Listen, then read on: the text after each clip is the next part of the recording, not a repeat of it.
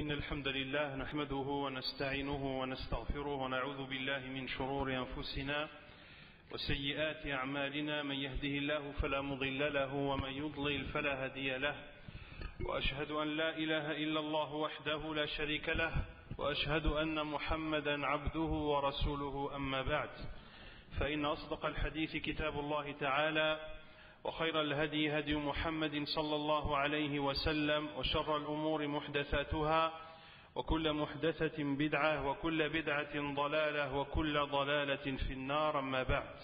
Aujourd'hui ce sera l'assise numéro 7 Inch'Allah Ta'ala, les assises du mois de Ramadan tirées du livre de Cheikh Mohammed ibn Salih al-Uthaymin rahimahullah Ta'ala. Et bien sûr je me contente de résumer ce que le cheikh dit, rahimahullah ta'ala, car le fait de tout lire et de tout traduire prendrait beaucoup de temps. Le but étant d'essayer de finir, inshallah ta'ala, toutes ces assises du mois de Ramadan, pendant ce mois de Ramadan, inshallah ta'ala.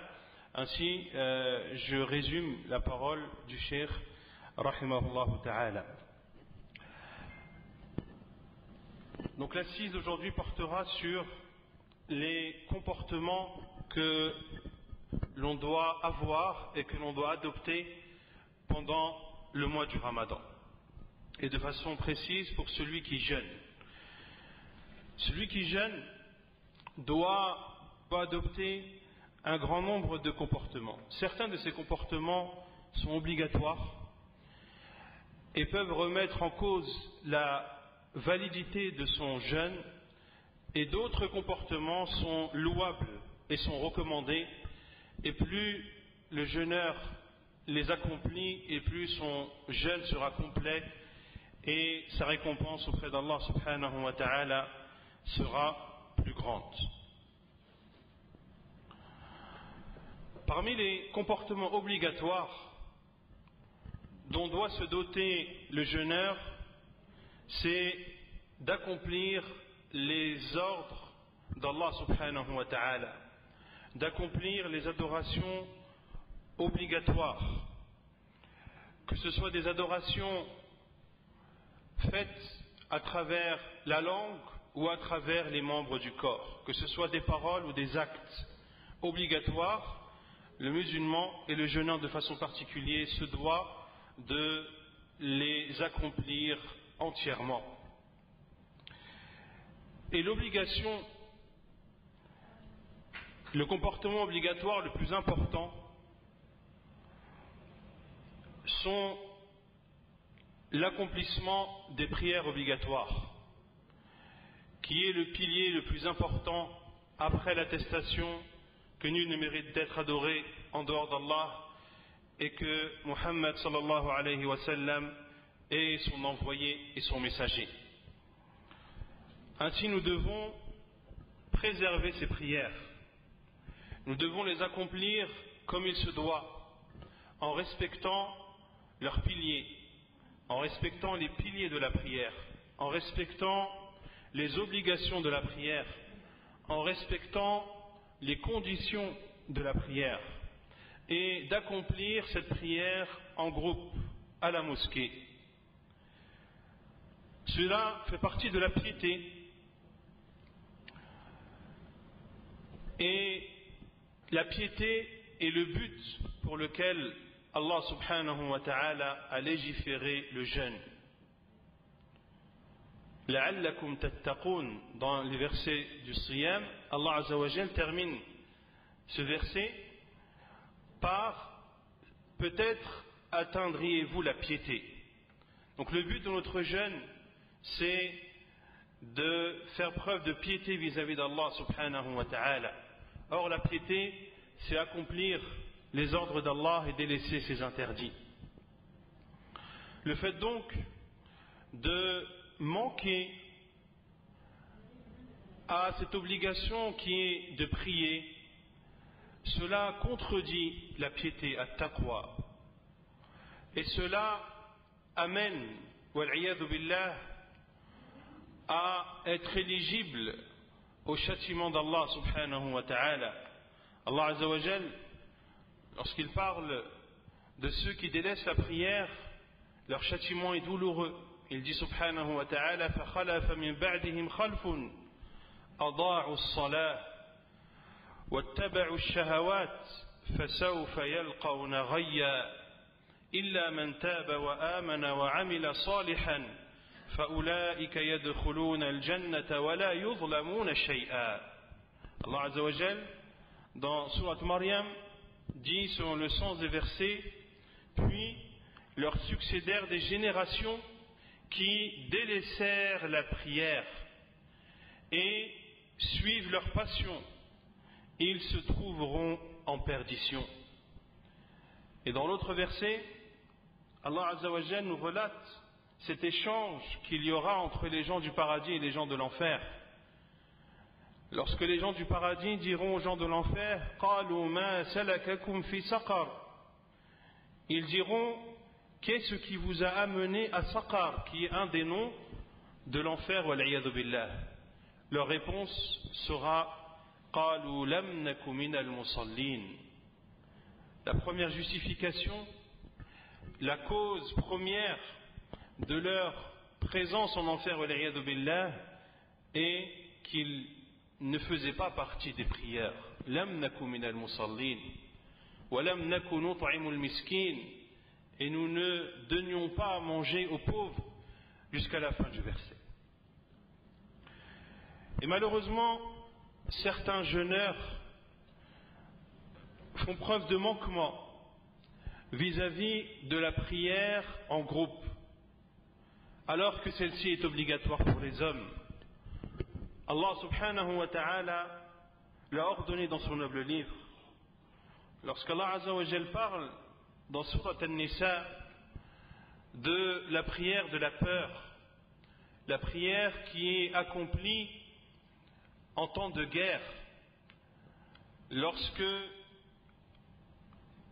le combat avec l'ennemi est engagé, Allah subhanahu wa ta'ala dit à son prophète sallallahu alayhi wa sallam: وَإِذَا كُنْتَ فِيهِمْ فَأَقَمْتَ لَهُمُ الصَّلَاةَ فلتقم طائفة منهم معك وليأخذوا أسلحتهم فإذا سجدوا أي يعني أتموا صلاتهم فليكونوا من ورائكم ولتأت طائفة أخرى لم يصلوا فليصلوا معك وليأخذوا حذرهم وأسلحتهم. Allah Azza wa Jal dit dans ce verset 102 de Surat An-Nisa, dans le sens rapproché de ce verset: et lorsque tu te trouves parmi eux, c'est-à-dire parmi ceux qui combattent, et que tu les diriges dans la prière. Donc ici, Allah Azza wa Jal s'adresse au prophète sallallahu alayhi wa sallam, que lorsqu'il participe aux batailles en compagnie de ses compagnons radiyallahu anhum, et qu'il est amené à diriger la prière, alors qu'un groupe d'entre eux se mettent debout en gardant leurs armes, qu'ils se mettent debout derrière toi pour prier.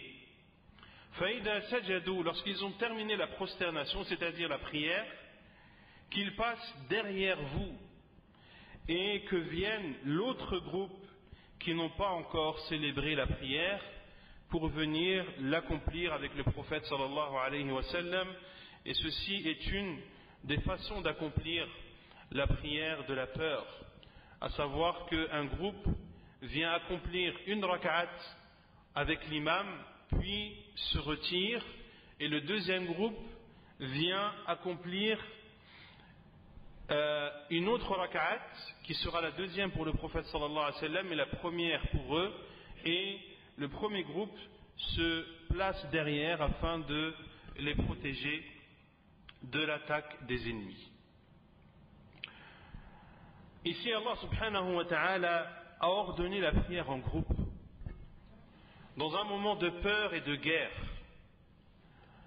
Et différentes façons d'accomplir cette prière de peur sont rapportées dans la sunna du prophète sallallahu alayhi wa sallam. Si Allah Azza wa Jal insiste sur le fait d'accomplir cette prière en groupe en temps de peur et de guerre, alors l'accomplissement de cette prière en groupe, son caractère obligatoire et encore plus prononcée et plus actée lorsque l'on se trouve en temps de paix. Et dans le hadith d'Abu Hurayrah radiyallahu anhu, أن رجلا أعمى قال يا رسول الله ليس لي قائد يقودني إلى المسجد فرخص له ثم ولى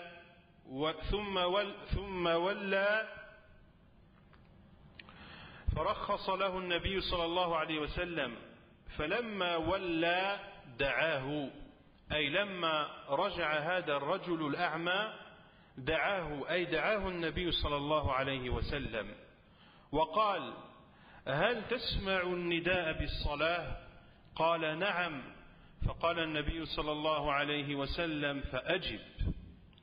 Dans le hadith d'Abu Hurayrah radiyallahu anhu, rapporté par l'imam Muslim dans son Sahih, qu'un homme aveugle est venu au prophète sallallahu alayhi wa sallam et lui a dit: ô envoyé d'Allah, je n'ai personne avec moi pour m'accompagner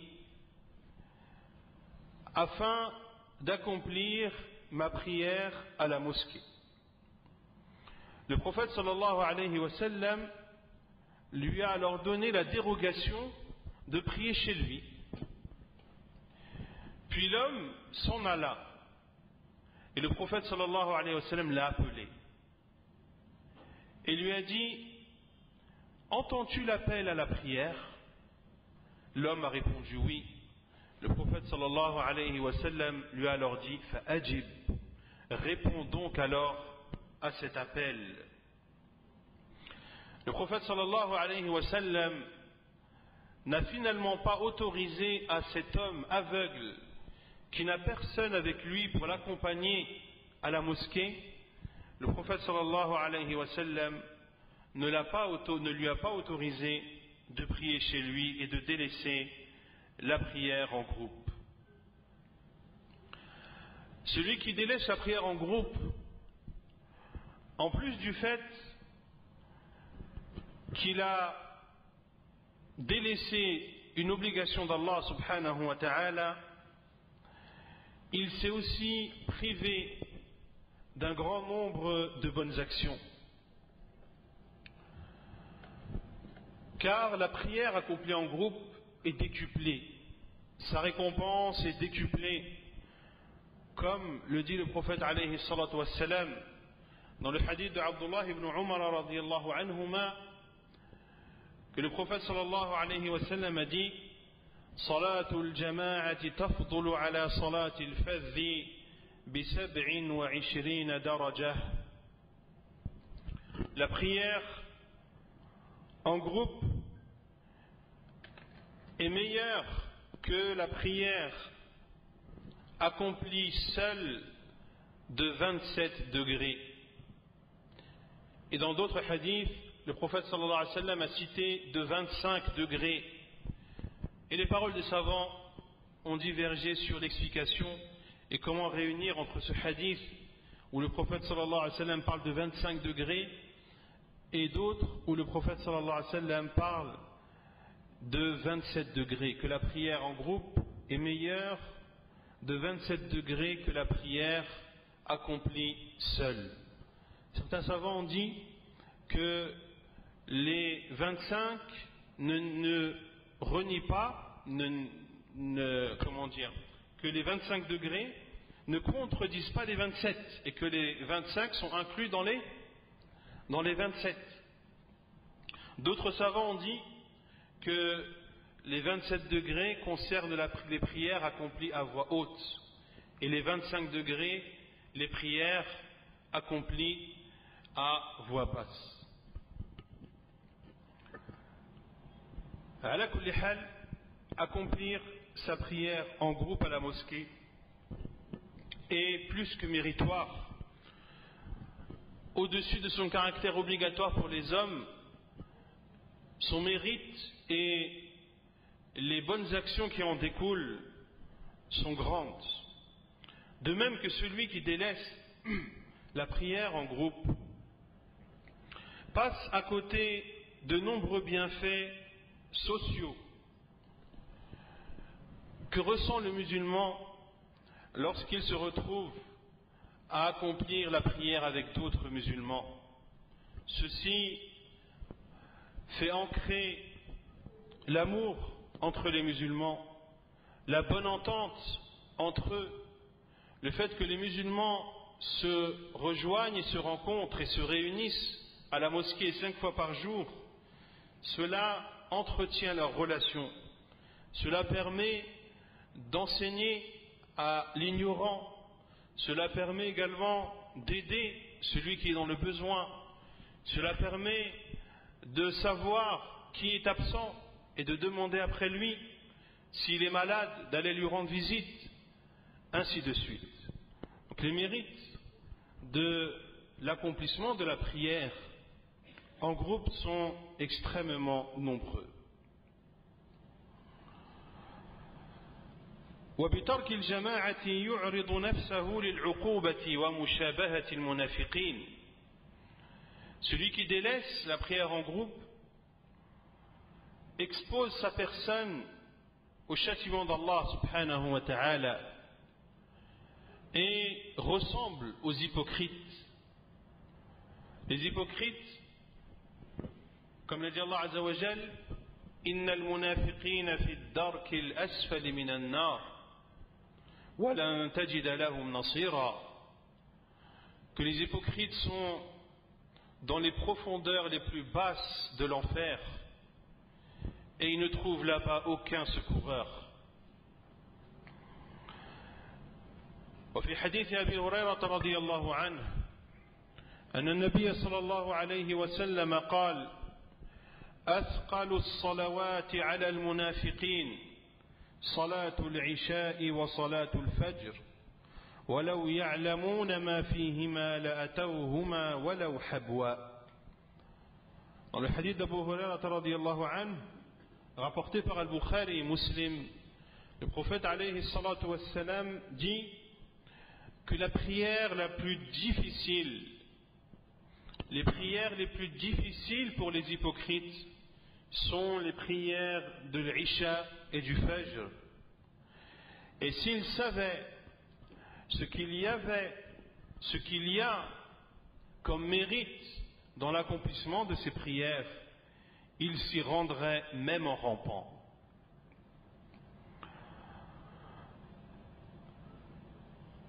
وقال عبد الله بن مسعود رضي الله تعالى عنه ولقد رأيتنا وما يتخلف عنها إلا منافق معلوم النفاق ولقد كان الرجل يؤتى به يهادى بين الرجلين حتى يقام في الصف.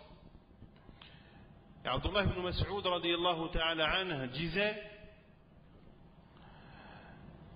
et si tu nous voyais, c'est-à-dire les compagnons du prophète sallallahu alayhi wa sallam, personne ne délaissait la prière en groupe si ce n'était l'hypocrite, celui dont l'hypocrisie était claire et évidente. Et l'on apportait un homme supporté par 2 autres hommes qui venaient le placer sur le rang. Ainsi étaient les compagnons radiyallahu anhum. Même s'ils n'avaient pas la possibilité physique de se déplacer seuls, ils se faisaient aider par d'autres compagnons radiyallahu anhum qui les prenaient jusqu'à les installer sur le rang afin d'accomplir leur prière en groupe. Et malheureusement, un certain nombre de jeûneurs passent outre cette obligation et certains dorment pendant l'heure de la prière, et ceci est un mal immense, et ceci fait partie du fait de délaisser la prière et d'être négligent vis-à-vis d'elle, au point que certains savants ou un grand nombre de savants disent que celui qui retarde l'accomplissement d'une prière après que son heure soit écoulée, sans raison juridique, sans raison islamiquement acceptée, sa prière ne sera pas acceptée de lui, même s'il accomplit cette prière 100 fois de suite. Car le prophète sallallahu alayhi wa sallam a dit: Man amila amalan laysa alayhi amruna fahuwa rad. Celui qui accomplit un acte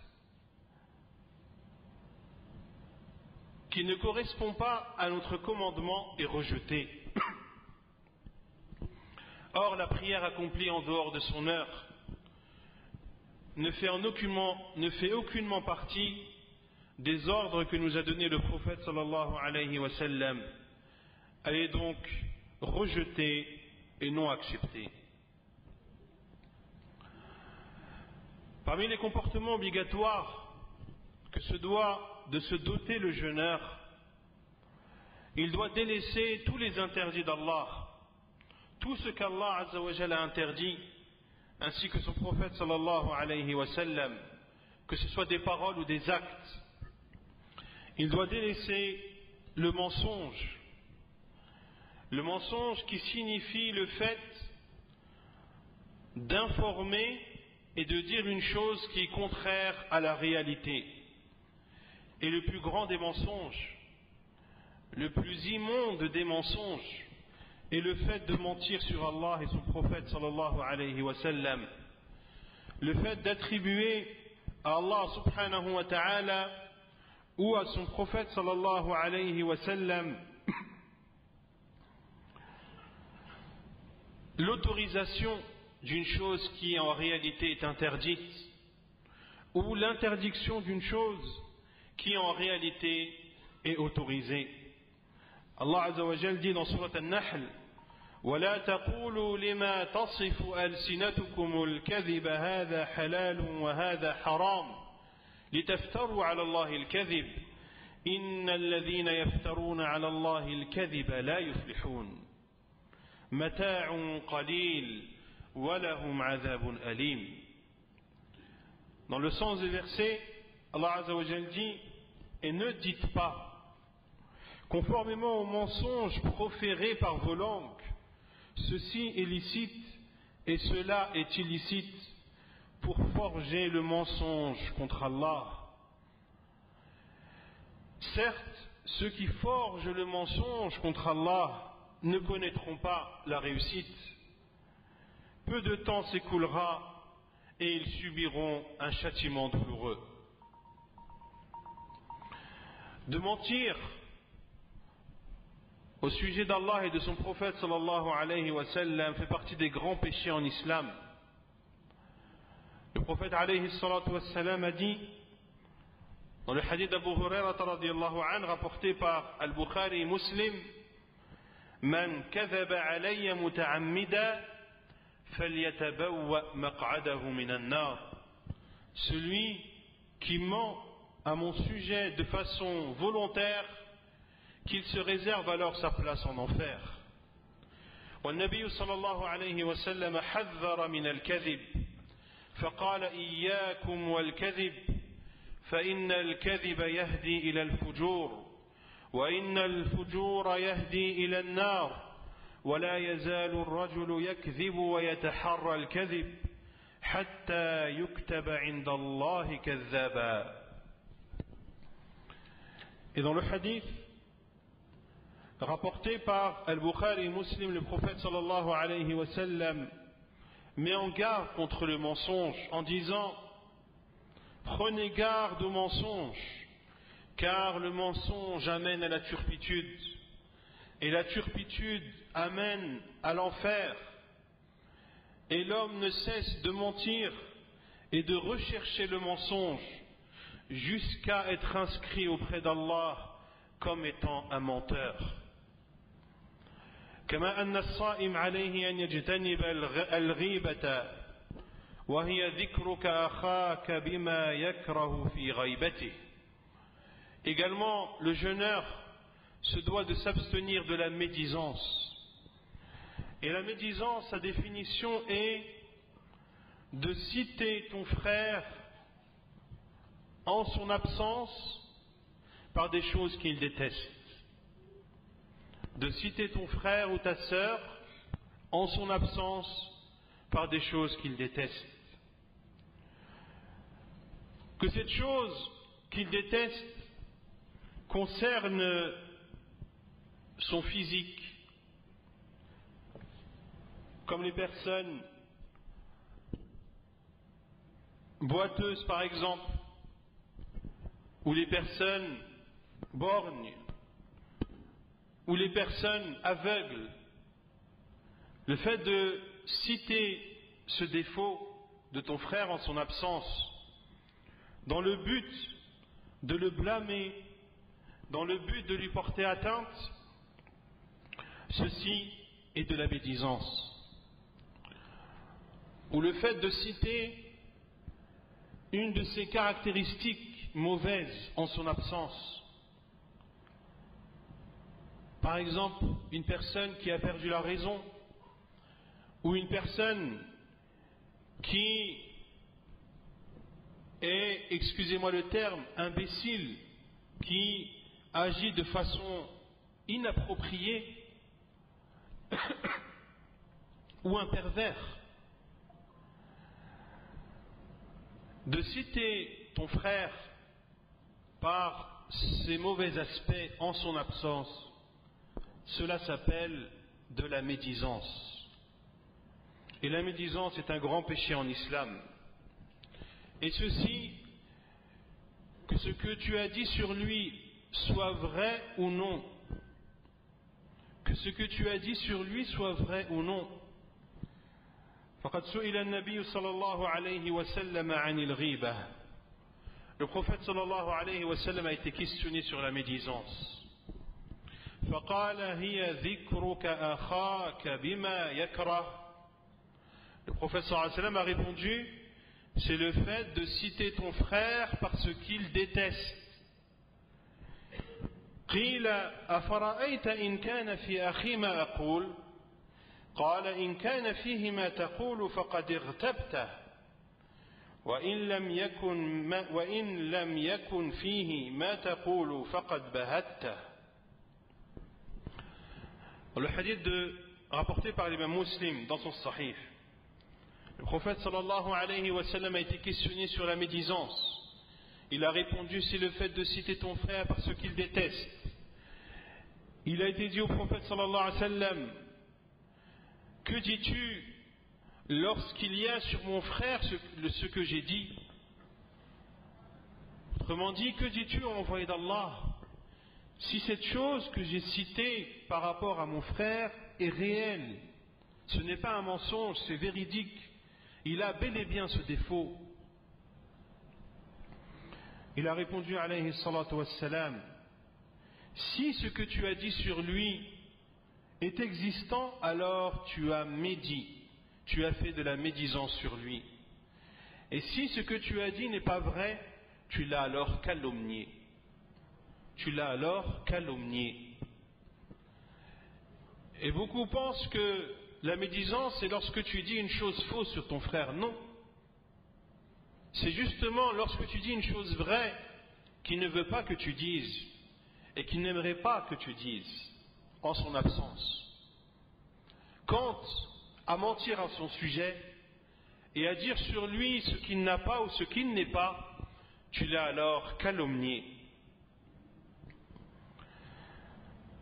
والله سبحانه وتعالى نهى عن الغيبة في القرآن وشبهها بأشبع صورة شبهها بالرجل يأكل لحم أخيه ميتا فقال تعالى ولا يغتب بعضكم بعضا أيحب أحدكم أن يأكل لحم أخيه ميتا فكرهتموه.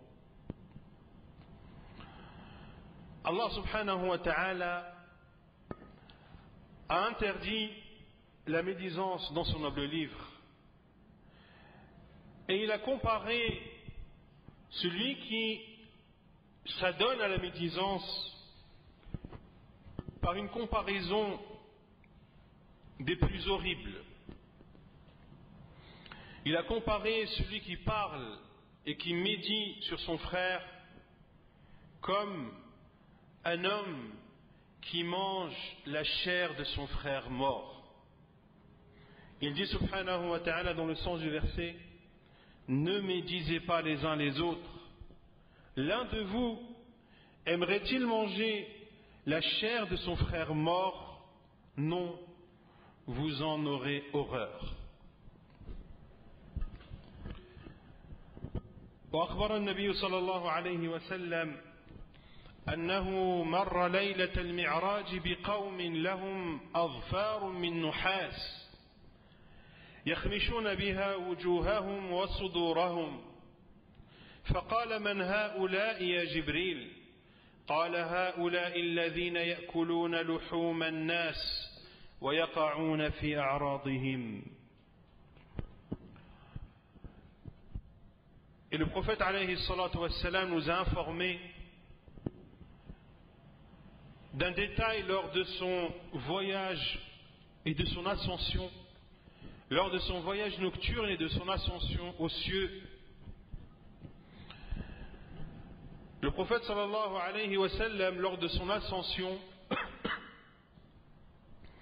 est passé à proximité d'un peuple qui avait des ongles de cuivre, des ongles en cuivre,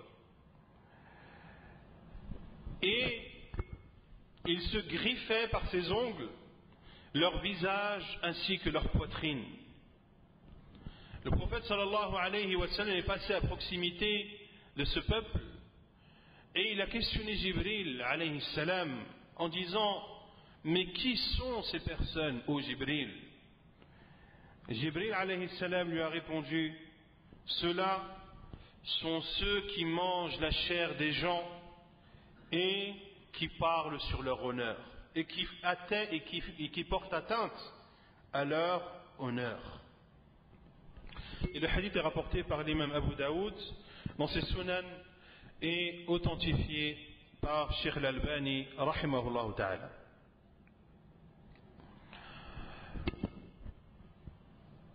ويجتنب الصائم أيضا النميمة وهي نقل كلام شخص في شخص ليفسد بينهما، وهي أيضا من كبائر الذنوب.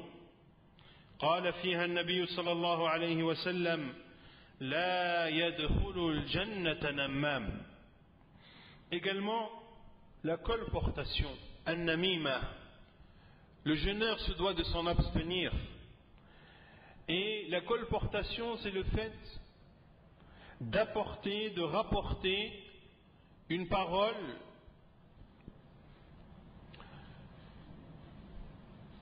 d'une personne à une autre personne, dans le but de semer la zizanie et dans le but de semer l'animosité entre eux. Et cela fait partie des grands péchés en islam. Le prophète sallallahu alayhi wa sallam a dit: n'entre pas au paradis le colporteur, celui qui transmet les informations d'une personne vers une autre dans le but de semer la zizanie entre eux. Et dans le hadith d'Abdullah ibn Abbas radiyallahu anhuma, أن النبي صلى الله عليه وسلم مر بقبرين فقال: إنهما ليعذبان وما يعذبان في كبير، أي لا يعذبان في أمر شاق عليهما، أي لا يعذبان في أمر يصعب تركه، بل ترك هذا الأمر من أيسر وأسهل ما يكون. ثم قال عليه الصلاة والسلام: أما أحدهما فكان لا يستنزه من البول، وأما الآخر فكان يمشي بالنميمة. رواه البخاري ومسلم. Abdullah ibn Abbas radiyallahu anhuma rapporte que le prophète sallallahu alayhi wa sallam est passé à proximité de deux tombes et il a dit: innahuma la yu'azzaban. Les habitants de ces deux tombes sont en train de subir le châtiment.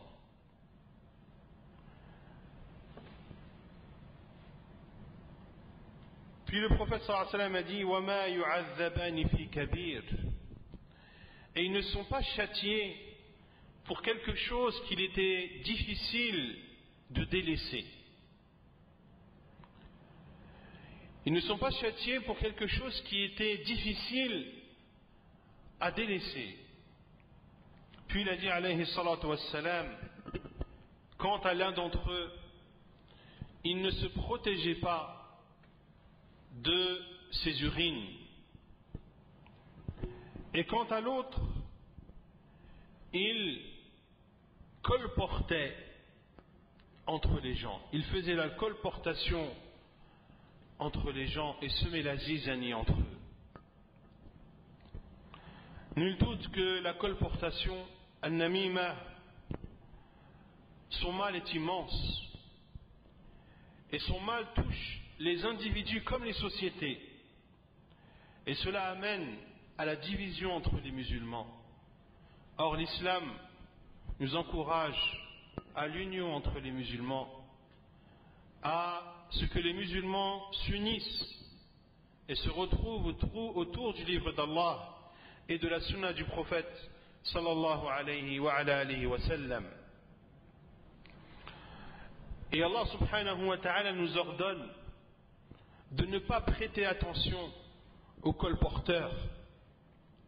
Si une personne vient te dire un tel a dit telle et telle chose sur toi, tu te dois de le réprimander comme il se doit, afin qu'il ne recommence plus ce grand péché, et de lui dire pourquoi me rapportes-tu cette parole?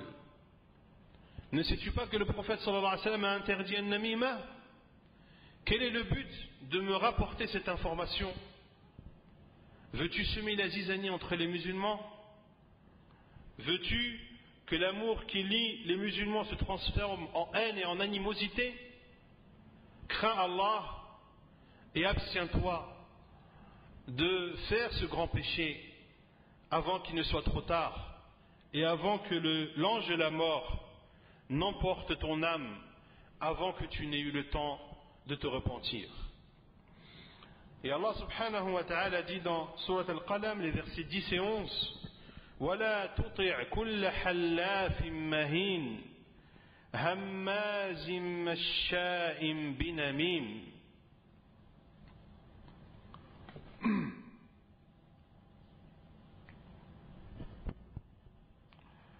Il dit Azza wa Jal dans le sens du verset, et n'obéis à aucun grand jureur, méprisable, grand diffamateur, grand colporteur de médisance. Et sache, mon frère en Allah et ma sœur en Allah, que ce colporteur de médisance qui vient à toi soi-disant pour te rapporter une information de haute importance, de la même façon qu'il t'apporte ce que les gens disent sur toi, eh bien il fera la même chose dans l'autre sens et ira voir les autres pour leur colporter les paroles que tu as proférées. Ainsi, celui qui colporte les informations, nous devons de nous montrer extrêmement prudents à son égard et de s'en éloigner autant que possible. ويجتنب الصائم الغش في جميع المعاملات وفي جميع المناصحات لأن الغش من كبائر الذنوب وقد تبرأ النبي صلى الله عليه وسلم من فاعله فقال من غشنا فليس منا. وفي لفظ في صحيح الإمام مسلم من غش فليس مني.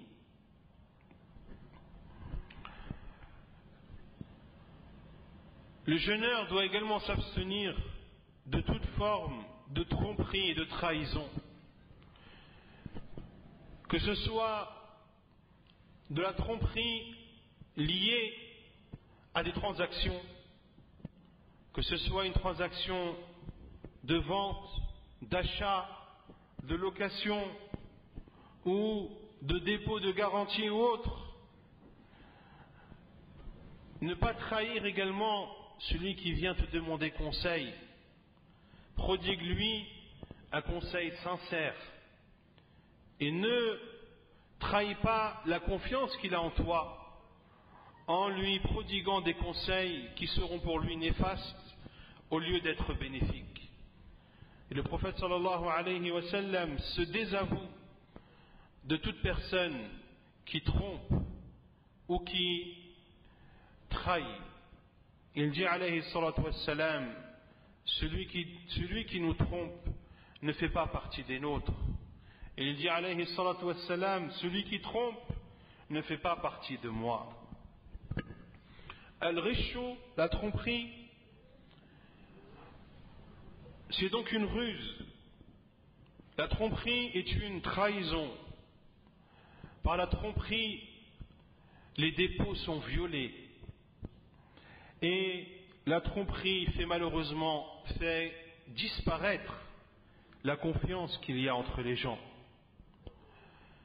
Et tout bien perçu par la tromperie est un bien qui est mauvais et interdit.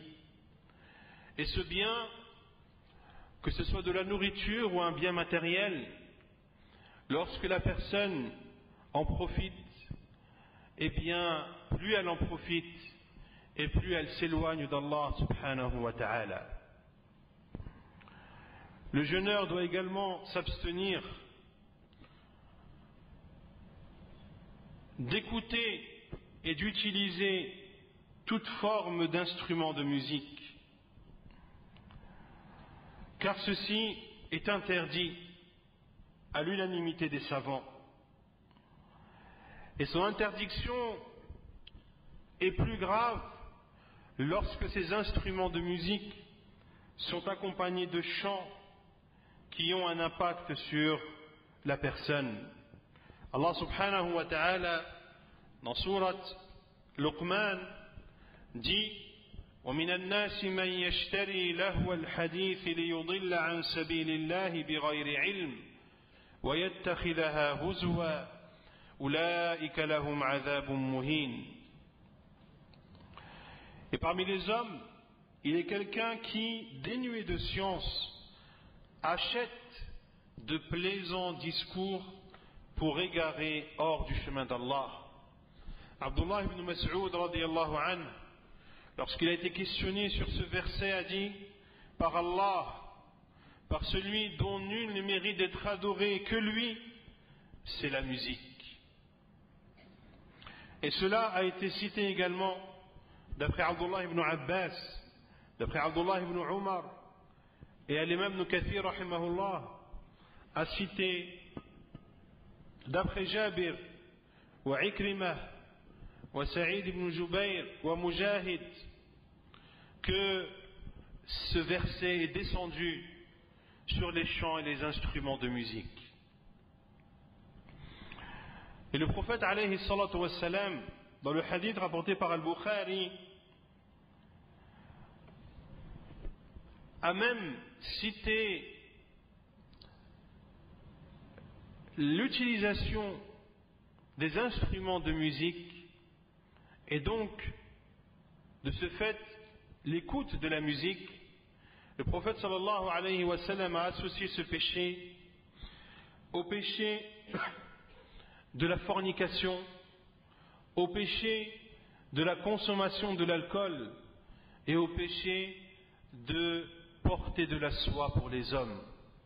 Il dit alayhi salatu wassalam: la yakunanna min ummati aqwamun yastahilluna al-hira wal-harira wal-khamra wal-ma'azif. Il viendra dans ma communauté des peuples qui rendront licite la fornication, la soie, l'alcool et les instruments de musique. Et malheureusement, c'est ce que nous constatons à notre époque. Les gens, wal-'iyadhu billah, tombent dans la fornication Et certains même ne s'en cachent plus, wal-'iyadhu billah, comme si cette fornication était autorisée par Allah subhanahu wa ta'ala. Or, c'est un grand péché en islam. C'est un des 7 péchés capitaux interdits par Allah subhanahu wa ta'ala et par son prophète sallallahu alayhi wa ala alihi wa sallam. Allah azza wa jalla nous interdit même d'approcher la fornication. Wala taqrabu zina, n'approchez pas la fornication. Et si Allah azza wa jalla nous interdit d'approcher la fornication, c'est-à-dire de commettre des choses qui pourraient amener à forniquer, ces choses, ces moyens sont eux-mêmes interdits. Que dire d'accomplir cet interdit ultime, wal-'iyadhu billah, qui est d'accomplir la fornication. Également, nous constatons à notre époque que certains s'autorisent l'écoute de la musique et mettent de côté tous ces textes dans le livre d'Allah et dans la sunna du prophète sallallahu alayhi wa sallam, et ces nombreuses paroles de compagnons radiyallahu anhum et ces nombreuses fatwas des savants qui tous interdisent l'utilisation des instruments de musique et l'écoute de la musique de par ce qu'elle engendre comme turpitude et de par ce que la musique corrompt comme comportement. Wal-'iyadhu billah.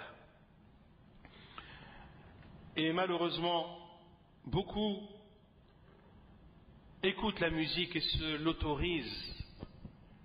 Certains même écoutent plus de musique qu'ils n'écoutent de Coran, plus de musique qu'ils n'écoutent de rappel, plus de musique qu'ils n'écoutent de paroles de savants. Le musulman se doit donc de préserver son jeûne et de ne pas accomplir des interdits qui viendront le rendre caduc. Nous devons préserver et protéger ce jeûne contre les paroles mauvaises et contre les actes mauvais. Car le prophète alayhi salatu wassalam a dit: Man lam yada' qawla az-zur wal 'amala bihi wal jahla falaysa lillahi hajatun fi an yada'a ta'amahu wa sharabahu. Le prophète sallallahu alayhi wa sallam a dit: celui qui ne délaisse pas les mauvaises paroles ainsi que les mauvais actes, Allah subhanahu wa ta'ala n'aura alors nul besoin que cette personne s'abstienne de boire et de manger. Jabir ibn Abdullah radiyallahu anhu disait: إذا صمت فليصم سمعك وبصرك ولسانك عن الكذب والمحارم ودع عنك أذى الجار وليكن عليك وقار وسكينة وليكن يوم صومك ويوم فطرك سواء. Jabir ibn Abdullah radiyallahu ta'ala anhu, un illustre compagnon du prophète sallallahu alayhi wa sallam, a dit: lorsque tu jeûnes, que ton ouïe jeûne, que ta vue jeûne, que ta langue jeûne vis-à-vis du mensonge et des interdits, et délaisse toute offense et tout préjudice que tu pourrais porter à ton voisin. Fais preuve de quiétude et de sérénité, et que le jour où tu jeûnes, comme le jour où tu ne jeûnes pas, que le jour où tu jeûnes et le jour où tu ne jeûnes pas soient identiques et similaires. C'est-à-dire que ta motivation, ton dévouement à adorer Allah subhanahu wa ta'ala doit être le même lorsque tu jeûnes et lorsque tu ne jeûnes pas. Et ta peur de tomber dans l'interdit et de désobéir à Allah subhanahu wa ta'ala et les efforts que tu déploies pour ne pas tomber dans les interdits d'Allah, ils doivent être les mêmes quand tu jeûnes et quand tu ne jeûnes pas. نكتفي بهذا القدر وصلى الله وسلم وبارك على نبينا محمد وعلى آله وصحبه أجمعين وآخر دعوانا أن الحمد لله رب العالمين